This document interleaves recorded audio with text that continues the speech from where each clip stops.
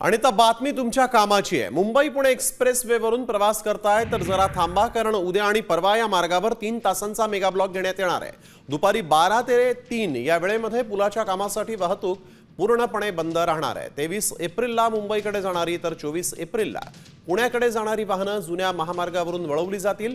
प्रवाशांनी गैरसोय टाळण्यासाठी म्हणून वेळेचं नियोजन करूनच घराबाहेर पडावं असं आवाहन करण्यात आलेलं आहे।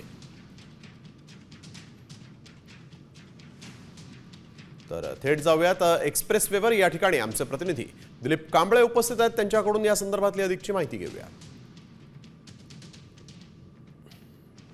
मुंबई पुणे द्रुतगती महामार्गावर उद्या आणि परवा असे 2 दिवस जे आहे बंद ठेवणार आहे। 12 ते 3 अशा या वेळात हे सर्व जो एक्सप्रेस हायवे आहे तो बंद ठेवणार येणार आहे।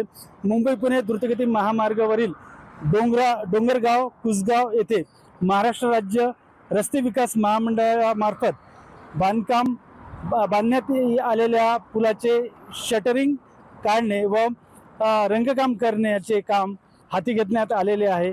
त्यामुळे ह्या कामाला जो आहे ते गती आलेली आहे आणि उद्या जे आहे आणि उद्या आणि परवा द्रुतगती मार्ग जो आहे तो पूर्णतः बंद करण्यात आला आहे। त्यानुसार मुंबईकडे जाणारी वाहतूक दिनांक 23 एप्रिल 2026 रोजी दुपारी 12 ते 3 वाजेपर्यंत पूर्णपणे बंद ठेवण्यात येणार असून सर्व वाहने किवळे देवरोड तळेगाव मार्गे राष्ट्रीय महामार्ग क्रमांक 48 वरून कुसगाव टोल प्लाझा येथे वळविण्यात येणार आहेत। दिलीप कांबळे, साम टीव्ही, मावळ।